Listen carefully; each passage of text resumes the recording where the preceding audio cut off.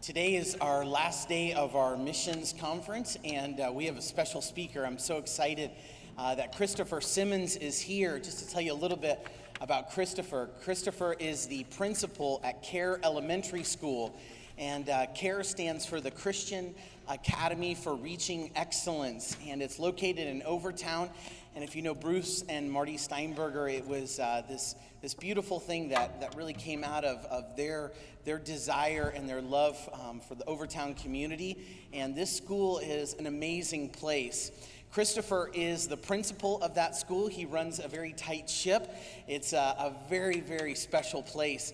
And I am so excited that he is here today. Christopher was recently named one of the top 40 leaders under 40 in Miami-Dade County. And so he's a man who has a really great vision, a plan, and God has really blessed him. And my wife and I had an opportunity to hear Christopher speak at a fundraiser not long ago, and it was a really touching, moving time for us. And I thought he'd be a great speaker today just to encourage, inspire us with the possibility of what God can do in our lives. Christopher is a father, a husband. Like I said, he's a principal, and he's a good friend of Granada, so we're so grateful for him. You can meet him a little bit more afterwards and meet his family, see his beautiful children, his beautiful wife. Just connect with him a little bit and hear more about CARE Elementary School. But today, we are so honored to welcome Christopher Simmons to speak to us today, a missions conference. Christopher? Thank you, Pastor. All right. Mic check. Good morning, Granada Presbyterian family. How are you today? I want to give a special thank you to Pastor Dave, Pastor Jeff for inviting me here and making me feel so welcome, so warm, so comfortable. I have my family here now this morning with me, a few people that I'm familiar with. Any of you familiar or you heard of CARE, you've been to CARE, raise your hand if you've heard of CARE. Wow, I got a lot of support, so now I'm really at home right now. That's all right. That's all right. You know, I just want to give you a little bit of an update. Our students at CARE, they're doing great. They're learning, they're growing mentally. They're growing physically. They're getting big. They're looking at me like, I'm almost your height, man. You know, they're growing emotionally. They're growing spiritually. But more importantly, they're growing academically. They're reading a little bit better. They're encouraged a little bit more. They're more inspired. They're more involved. They're more invested. And they're even holding us to our own standards. If I walk up the stairs on the wrong side, they're like, Mr. Simmons, you're on the wrong side. Right side up, right side down. I'm like, okay, all right. It's all right. It's going to be okay. If I don't wear a tie one day, they're like, Mrs. Simmons, where's your tie at? And that little poofy thing that you have in your jacket. I'm like, can I breathe, though? And don't let Thursdays come and they misread on. Oh, man, with Miss Marty and Miss Maggie, it doesn't matter what these kids are doing. They could be on stage and see Miss Marty and Miss Maggie. Oh, time out. Wait a minute. I got to do treasure chest. It's time. They love the opportunity that they have at the school, and we're grateful to be able to administer such a quality education to these kids. So again, thank you for having me here. Thank you for this opportunity, and I hope that you're blessed this morning. If you don't mind, I'd like to speak to you a little bit about my story, all right? The title of my sermon is Your Life is a Mission and a Living Testimony. Make it testify about God. If you won't mind, bow your heads with me. Lord, thank you for this day. Thank you for this opportunity. Please be with us now. Be with the words that I say. Help it not to be my words. Help me to be removed and for you to be seen. In Jesus' name I pray. Amen. All right, the verse today comes from Jeremiah chapter 29, verse 11 to 13. And you can read it with me on the projection. It says, "For I know the plans I have for you, declares the Lord. Plans to prosper you, not to harm you. Plans to give you hope and a future. Then you will call on me and come and pray to me, and I will listen to you." God says, you will seek me and find me when you seek me with all of your heart. In this journey called life, it's easy to get caught up in our own agenda, our own thought process of dealing with situations, our own plan for our own lives. We're born completely reliant on others to do at that time what we can't do for ourselves. And the world tells us that when we mature into adults, we can be anything we want to be and do anything we put our minds to. We try to learn and play by the rules, but many times we hit roadblocks, speed bumps. And then when we hit those failures in life, we try to blame those failures on the same rules instead of looking at our own faults in the situation. For humans, the blame game is an easy escape. But when we take a moment, just a moment, to pause and ask God for his direction, his thoughts, his plan, in all situations in our life, he gives us peace. He gives us clarity. He gives us direction. He gives us promise. And ultimately, he gives us success. Proverbs 3, verse 5 to 6 says, "Trust in the Lord with all your heart, and lean not unto your own understanding. But in all your ways acknowledge him, and he shall direct your path." The problem is, that's a hard thing to do. Trusting is not easy, especially when we lack faith or we don't use our daily experiences as reminders to see exactly how far God can take and use any individual who others may feel or think that there's not much promise, no success down the road due to their current situation or their outlook. But I'm here to let you know that God still uses people for his purpose, for his glory, to give individuals hope and a bright future. He even used an individual like me. Listen, I like to say I'm not a preacher, I'm a teacher. And if you don't raise your hands, and we can get through this, and I promise you we'll be on time, all right? Okay, 6 points that I want to share with you. Point number 1, learn to listen and follow directions even in your youth. Take this seriously, for your youth is where your maturation process begins. Listen, I finished middle school with a 2.6 GPA. I know you're looking at me like, why is the principal promoting that? Yeah, I'm a firm believer in, transparency. Sometimes it's good to be able to say where you came from and look back. Hold on to those things because it's okay. Anybody had a rough time growing up in school? Maybe you want to share. Yeah, I see some hands there. It's all right. I was one of those kids. I didn't do too well in elementary and middle school. I was much of what you consider a class clown, constantly making jokes, only concerned really about sports and having fun. I knew I wasn't stupid though. I'm not stupid, but I never really took the time to listen to my teachers the way I eventually grew up to. My middle school graduation was a very special moment for me. It was a big accomplishment. My mother was very particularly proud of me. She was raising 2 boys, and she has sickle cell disease. And if you know anything about that, for those that have been diagnosed with sickle cell disease, your average age is in the mid-40s. Praise God today, ladies and gentlemen, my mother's sitting here 63 years old, about to be 64. So she was particularly proud. I received so much advice as to how to prepare myself for high school. My older brother would give me so much directions, and he said, "Listen, man, I'm leaving you now, but it's okay. You're going to be by yourself in high school." And I'm like, "Hurry up, get gone. I want to be my own man now, It's me and mom in this house. I was told to make sure you really listen and take heed to directions. Show respect to the people giving it. It helps you with your maturity." But honestly, at that time, I'm like, I don't have time for that. I'm 13 years old. I just graduated from middle school, man. And one of the things, we never had a lot growing up. My mother really tried hard, but like I said, she was on a disability check. So a lot of our shopping was from Goodwill, Salvation Army. And I was determined to say, you know what, I need to work a job. I need to get some money on my own. I need to buy the things that I want to buy because I hated being perceived as the poor kid or the needy kid. So I just wanted to make my own path. So 13 years old, 1996, I'm looking for jobs. I'm like, where are the jobs at? I need to apply for something. I end up stumbling on one of my friends that had a father in the church, and he had his own ice cream company. Yeah, ice cream. We scream, you scream, we all scream for. All right, so I'm like, what can I do? Can I work there with you? He said, yes. I said, all right, where will I be? In the back, in the front, in the air condition? Just give me the air condition. He said, buddy, what the ice cream company entails is you ride the bike. You ride the bike and ring the bell. It's this big bike with all this ice cream in it, right? Tons of ice cream in it. I'm like, where are we supposed to ride this thing to? He said, you know what? Because you're a friend of mine, all right? And I am affiliated with your family. We go to the same church. I'm going to do you a favor. I'm going to make sure that you don't even have to ride the bike. I'm going to put your bike on the truck, take you to a park that was one of the most populated parks. He said, you'll even be able to eat the ice cream, $10 worth a day, play on the monkey bars, feed the ducks, doesn't matter. Just make sure you do me one favor, he said. I said, what's the one favor? He said, don't tell anybody. I said, all right. He said, because if you tell somebody, it's going to show favoritism. The other kids are riding 6, 7 miles a day. They don't want to hear that you didn't have to do anything. So I was like, I got you. Week 1, week 2 went by, but everybody kept asking me, how are you selling so much ice cream? I'm like, man, I probably ring the bell better than you. I don't know what it is, But eventually, I couldn't keep my mouth closed. My friend David, he said, bro, what are you doing that you're selling so much ice cream? I said, can you keep a secret? That was foolish, right? He said, yeah. Now, he's sweating. He just rode 10 miles pretty much for the day. My foolish self decides to tell him, hey, bro, I don't even ride. I go to the park and sit down. The guy looked at me like, really?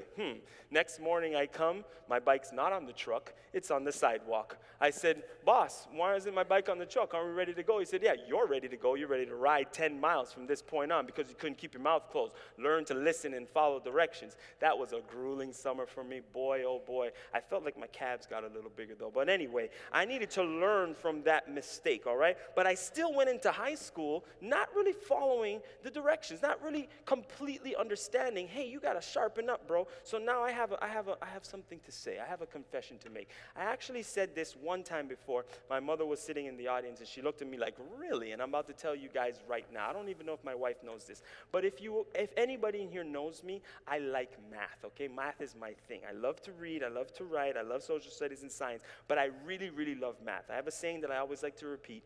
Men lie, women lie, numbers don't. And if you think about it, it's true. I'm trying to tell you. So, the thing I had to share with you right now is what made me have that desire for math is because I actually, and yes, the principal, the educator, is supposed to be telling you, do well in school. I failed Algebra 1. And that was an embarrassment like no other embarrassment in my life. I remember walking to class, bell rings, and my friends are like, see you later, Chris. You're going to the remedial class. And I was like, oh, Lord, help me. I didn't like that feeling. And that's the moment where I kind of woke up. And I said to myself, man, I'm wasting this opportunity that my mother is trying to give me by coming to this school. And I don't like how these kids and these teachers are looking at me like they figured that was going to be my outcome. I'm not only about sports. I'm not only about making jokes. I need to make a decision to do better for myself. And not only make myself proud, make my mom proud, and make my God proud. So brings me to point number 2. Ask God to put you in position for who He plans for you to become. But remember, His plan means you must make the right choices. So, graduate from high school. Guess what my GPA was? 3.1. All right. Come on now. All right, a little bit higher, right? I know it's not where you want it to be, but hey, it's progress to me. Everybody say progress.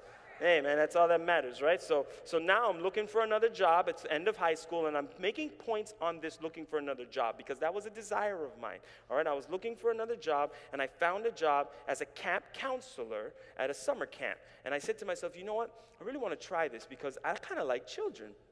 So after that summer finished, I really, really liked what I was doing. I was doing well. I seemed to connect with the kids. So I said, you know what? I want to go and I want to study elementary education. I was good with teaching and inspiring kids, and I feel like I found my niche.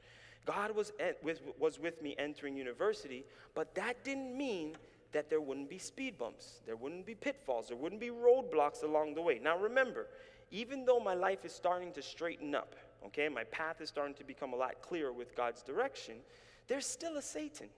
There's still temptation. There's still choices that every individual must make. You see, remember, Satan zeroes in on our weaknesses and our desires. And considering that I didn't grow up with much money, he knew exactly what my desire was. Now, I'm going to Huntsville, Alabama. That's where my university was. It was an HBCU. My brother went there, and I had a lot of friends that went there before me. Now, I did not know that those same friends actually prepared a lifestyle for me without me even knowing it, all right? Now, these friends, they weren't into the right stuff, when we were growing up as kids. They were always getting into trouble, but they were a couple years before me, and when I got there, they called me, and they said, hey, come outside your dorm room. So I came outside, and all I remember was few cars pulling up, 3 cars, Mercedes-Benz, Range Rover on 22-inch rims, BMW, and the music was blasting. And I'm like, what is happening right now? Where did you guys get these cars from? First of all, you're 19 years old. And they were looking at me like, don't worry about that. TV's in the back seat. I'm like, what's going on? Guys are like, what up, Wody? I'm like, wait a minute. That's not how Canadians talk. Come on now, man. Where did you even get that accent from? They're like, listen, man, come in the car. So I went in the car. I went to their house. And I looked. When I opened the door, I tell you no lie, there was a table. And the table was full of guns, drugs, marijuana, right? Full of it. And they said, Brody, I've been telling these guys that you were coming because you like to hustle. You like to work. And I know you don't want to work hard no more, so you're going to do this with us. Do the school thing, but make sure you do this with us. You know how much money we're bringing in? I said, how much? $10,000 a week these guys were bringing in. all right? What they were doing was they were gun trafficking. They were getting guns from Texas. They had a dealer in Texas. They would get the guns, erase the serial numbers, and ship them FedEx to New York City, all right?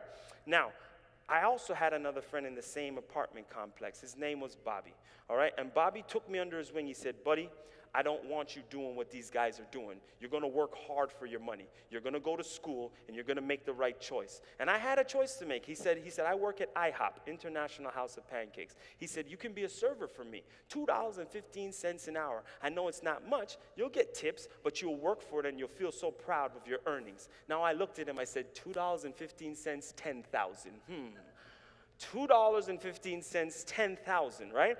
But praise God for praying parents. Raise your hand if you're a praying parent or you've had a praying parent, right? That they've instilled certain values in you. And praise God to be today. I never accepted that offer, and I worked at IHOP, right? But I never forget, a few months later, I was going to class. The campus was filled with SWAT team, FBI. And those friends of mine that gave me that offer were coming out of the class in handcuffs, deported back to Canada. Till this very day, they have not stepped foot on American soil again. Till this very day, I'm a naturalized United States permanent resident, right? I'm still here. And it was because of a choice. And I get emotional sometimes when I share this story because that could have been me. It's all about one choice sometimes. And when you follow God's path, you still got to remember there's choices that you got to make, which brings me to point number 3. When God says go, you better go. Even if it means leaving family behind, God is going to direct your plan. So I graduated university. Now, guess what my GPA was? 3.3. What? Trying to tell you, I'm slowly moving on up, right? I'm slowly moving on up. I'm trying to tell you. All right, so I got a 3.3 GPA, and I had 2 jobs. So I was the server at IHOP, and then I became a dishwasher, and then I became a cook, and then I became a manager. Can you believe that? And then I was working as a reading interventionist at an elementary school with some 3rd graders. But then I got a phone call, and the phone call said, hey, there's a position that we would like you to consider, a teaching position. You got your degree now. I said, where is it? They said, Miami. I said, well, all right. I'm Canadian. Let me tell you, when I visited Miami before, I was December, and I was under a palm tree sipping virgin pina colada without the umbrella, though. I'm still a little manly, you know. But I was like, Miami, I can deal with that. Miami, let's do it, you know. So I left my mother, I left my brother, I left my nephew, I left my beautiful wife. She's my wife now, but she was finishing her last year in university. But God said, go. He said, it's time for you to go, and everything will work itself out. So I left everything I knew, and I was working in a private school now. 3rd graders, guess how many 3rd graders I had? Only 7. That's like the greatest life for any teacher. 7 kids in a regular general education classroom. Was awesome. But I didn't know exactly how the private school system worked from a funding perspective. So due to budget cuts, it would lead to my release. They couldn't have me there anymore. They couldn't afford it because they didn't have enough students paying tuition. So I also didn't know, though, that God was preparing me for another position at a middle school. It was a multi-grade teaching position in Miami Springs. Now, I was upset. I didn't understand. I didn't want to leave. But God said, listen, man, if I'm leading your path, then stay put. Take this opportunity. Don't be scared. You might not understand much, but, you know, I'm going to be with you. So point number 4, do not tell God what your plans are. Instead, ask him for his plan in your life. So I told God, all right, this is me talking to God. All right, I'm going to teach for like 3 to 5 years, and I'm going to go to school, and I'm going to get my 2nd degree. Now, I went to school in 2007, and I got another degree, not in education, but in business administration. I got an MBA, and guess what my GPA was? 4.0. Come on now. It's not how you start. It's how you what? Finish, right? Now, I don't tell my students that. I tell them it's all about how you start. Listen, you better do your grades and you better get straight A's now, knowing that you didn't have straight A's, not even close. But that's not the point. We got to teach these kids to be better than you, right? So I began looking that summer in 2009 actually for banking jobs. Right, I was looking for banking jobs. I wanted to be a banker. Maybe if I had known Bruce or somebody back then, you know, I would be able to have some kind of shot. I submitted some resumes. Nobody bit. I'm like, what's going on here? I thought I put my resume together pretty well. I'm like, not considering the fact that I have zero experience, that I've been 10 years teaching. Why would you want to be a banker? That looks kind of weird to an employer. But I thought it was time for me to move on, I told God. I'm like, well, what's the problem? And then I was directed to read Isaiah 55, verse 8. And that says, for my thoughts are not your thoughts, neither are my ways your ways. And God said, you still have children to minister, son. It's time to go. Point number 5, only walk through doors that God opens for you. So my last full year of teaching was very, very rough. I wanted to do more. I wanted more responsibility. I was the vice principal, and I still wanted more. Now, unfortunately, my principal at the time, she got in a very, very bad injury. But that injury gave me an opportunity as vice principal to now be in charge and lead as acting principal. It opened my eyes to so much. Completing administrative work was like a breath of fresh air. I liked it and I wanted more. But the Lord made something extremely clear to me. He said, I'm preparing you now, son. I'm preparing you for your next step, but I need you to finish what you started. Now, at that time, I didn't understand exactly what that meant. But the last graduating class that I had to go through with those kids at Miami Springs, it made it crystal clear. In 2014, that graduating class, when I started at that school, they were in kindergarten. So I actually had an entire kindergarten and middle school experience with those kids, and they were able to go on after me. And I felt at peace when I handed that last diploma to that last kid. Like, wow, you got to see these kids start from kinder and go all the way through. So that summer now, I'm not looking for a job. Believe that or not, right? I'm like, all right, I'm tired of trying to look for jobs. I got a job, I'm a teacher, but I want to take a little vacation with my family. At that time, I had 2 children. Now I have 3. Help me, Lord, right? That's my beautiful boy right there. Yeah, you looking at me, right? You like daddy? All right. So I said to myself, you know what, I want to take a trip to Canada. Now let me give you a little bit of a background. If I had done what I thought my plan was to leave in 2009, I would have never been introduced to a young man named Corey Castile. He was a student of mine. Now, Corey Castile is the son of the Human Resources Director at the Miami Rescue Mission, Velma McKen. Now, Velma was searching for a school at that time, and the pastor was counseling her, and he said, there's a teacher that I think can help your boy. You know, your boy doesn't want to do anything in school. Your boy doesn't really want to listen to the rules, and he wants to do his own thing, listen to music. But there's this guy, Mr. Simmons, that I think he can help him. So, you know, I met him, and we had an opportunity to teach him, to help him graduate. And even till this day, we still keep in communication. But Velma would call me, and she would say, Mr. Simmons, you know, I really appreciate the time you put in with my boy. And that's one thing about being a teacher, man. It's so rewarding to see the kids when they get older, and you're like, wow, you know, you help plant that seed. You help nurture that child to grow up to be something that they never thought that they could.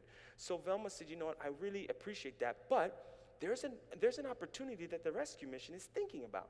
I said, what is that? They said they're thinking to start a school in the building that is available, and the school's name would be CARE. I said, CARE, like Care Bear? She was like, okay, yes, like Care Bear, but not Care Bear, just CARE. I said, what does it stand for? She said, Christian Academy for Reaching Excellence. I said, oh, a Christian school. She said, yeah. I said, so why are you telling me? She said, because, son, they're looking for a principal.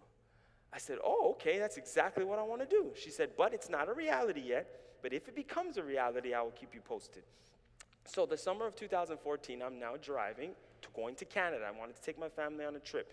And we're about to cross into the border. We're at the Detroit border. We're going into the Windsor, Ontario border. And I get a phone call right before my service is about to switch over and turn off. And Velma called me. She said, Chris, guess what? I said, what? She said, the position is available. The school is happening. I said, really? She said, yeah. She said, can you submit me your resume? Are you in a position? Where are you? I said, I'm actually driving to Canada. She's like, oh, man, you can't submit your resume then. I said, of course I can. She said, where? You're at a computer? I said, no, I got my cell phone. She said, how are you going to do it from your cell phone? I said, you ever heard of Google Docs, man? Man, it doesn't matter where you are, right? I can submit that thing. So I submitted it right there, pressed send, turned the phone off. Hello, sir, where are you from? Citizenship, Canadian. I was proud, and, you know, my children are right here. They're about to get dual citizenship one day. You know, so I went across. And then she said to me, though, right before we got off the phone, she said, I'm going to put this resume in the right hands. I said, who are the hands that you're going to place the resume in? She said, the name is Marty Steinberger. I said, is that a man or is that a woman? Because she didn't tell me Margaret Steinberg. She just said Marty. She said, it's a woman. I said, is she nice? She said, she's a nice lady, but she could be a tough cookie sometimes. I said, well, you tell Marty to get ready for me because I'm bringing a warm glass of milk. Melt that cookie. Right? Now, I tell you, that interview process was very interesting. Now, I hadn't interviewed in like 10 years now, so I'm like really nervous, right? But I'm looking to finally meet Marty for the first time. So I get in there, and there's a bunch of board members. I'm like, hi, how you doing? Christopher Simmons. And they're like, hello, my name is Mr. Brumman. I'm like, hi, Mr. Brumman. Hello, my name is Dr. Merritt. Hi, Dr. Merritt. Hello, my name is Mr. Gordon. Hi, Mr. Gordon. Hello, my name is Marty. I'm like, gotcha, Marty Steinberger. All right. Here we go, right? Now, Marty can tell you how she's feeling through her facial expressions. I don't know if you knew that. So, raise your hand if you knew that. Yeah, there's some people in here that know that. She can tell. So in the interview, I'm like trying to read her face. I'm saying things and she's smiling. She's like, all right. I'm like, okay, this interview is going good. And then I might say something that's not too good. And she's like, and then I'll be like, wait, but. I did end up understanding. Oh, okay, good. So the interview wasn't, it was successful. I didn't get offered the position till around late August, early September. But believe me, it did hurt. It did hurt to pick up and leave the kids at Miami Springs. But through the entire interview process, church, God not only showed me, but even more so my mother, that He's always been there for my family. You see, you don't know how much my grandmother and my mother prayed for a breakthrough in my family's life. I've heard her cry out to the Lord, what do you want from me? My body is sick, and at that time my mother had passed, her mother had passed away, my grandmother. She said, my mother is dead. She was all I had. What's next, Lord, is what I heard her say one time in her room. My drive to live is fading, she said. I'm depleted. Let me know you are still with me. Church family, sometimes God's way of showing people, parents, is through the life of their children. I tell you no lie that my mother, Pat Simmons, guided me through the entire approach of that interview. Okay? The process lasted 2 months, and it was like a prayer and fasting session for her. I saw her joy return. I can remember the compassion that the board had for me. She was praying for compassion for the board to listen to me. Would you believe that 8 months after the interview, one of the board members came up to me and she said, Mr. Simmons, I got something to tell you. I said, what do you want to tell me? She said, when you interviewed way back then, I didn't like you. She was like, I don't know what it was. You came off and I was just like, I don't want to hear this guy. And my mom, the first interview, she prayed. She said, whatever it is, we're going to pray that God will be with you with the next interview if you get it. And she said, Mr. Simmons, the board member said, Mr. Simmons, when you came back, I was determined just not to continue liking you. But for some reason, something came over me, and I was just like, ugh. Just listen to this man, right? And I pray to you today, I tell you today, it's through the prayer of my mother that I know that it was no doubt that God opened that door for me. Which brings me to my last point, point number 6. Your life is a ministry and a living testimony. You are a Christian. Do not keep it a secret. I'm so proud to say, ladies and gentlemen, I've been in private Christian education my entire life. Come on, that worth a round of applause. My entire life.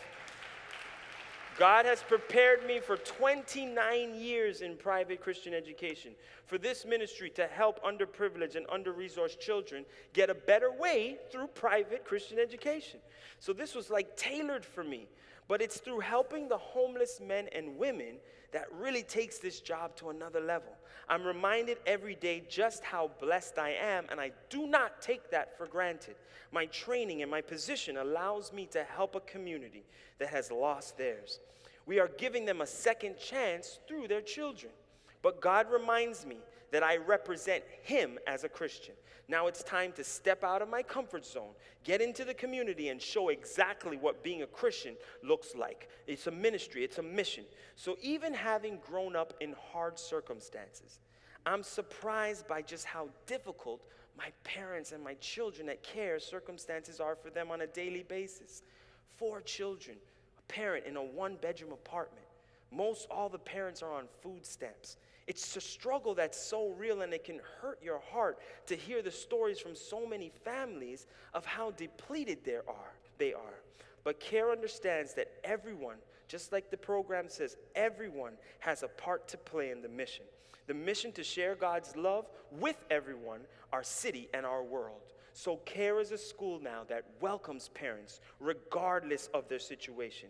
It's an institution that doesn't look at parents' struggles or financial inabilities. A place where students are not only taught or shown the benefits of having a good attitude, but a good Christian character. A place where high-quality, dedicated teachers deliver great education in a loving, nurturing, happy environment.